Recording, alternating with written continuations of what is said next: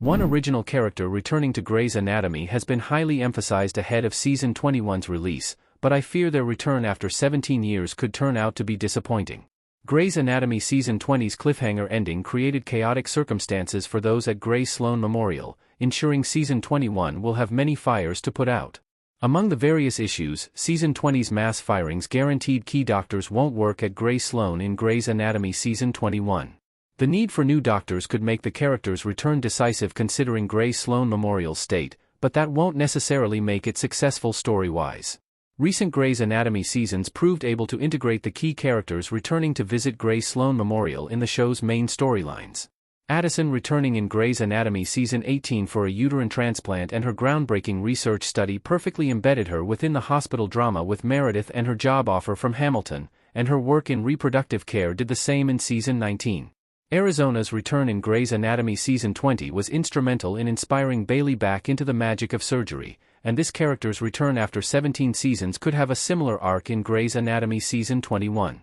Grey's Anatomy Season may 21 be overhyping Sydney's return. Sydney never had a key role in Grey's Anatomy Seasons 2, 3 and 4. Callie Rocha as Sydney Heron in Grey's Anatomy Seasons 2 and 21-1.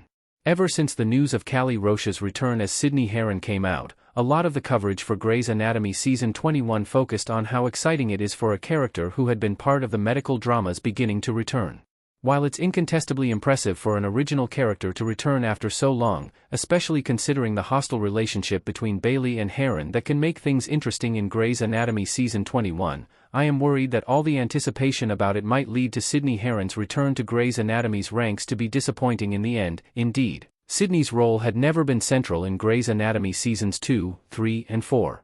Her arc in Season 3 made Sydney helpful to Izzy as she tried to get back to the surgical residency after Denny's death, leading to Izzy opening up to her despite the interns not warming up to Sydney.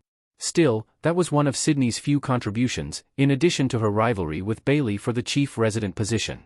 Sydney never having a key role before could make her return in Grey's Anatomy Season 21 ultimately feel underwhelming if it repeated the same patterns.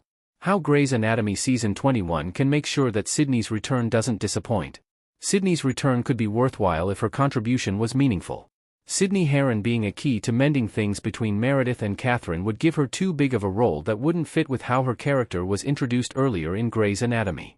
Still, her return could avoid causing disappointment if Sydney's contribution was meaningful, even if it didn't move heaven and earth to solve the major problems set up by Grey's Anatomy Season 20's ending. Indeed, given how she got through to Izzy when she was her peer counselor, Sydney could become instrumental in helping the interns, and especially Lucas, after their standoff with Catherine in Season 20's finale.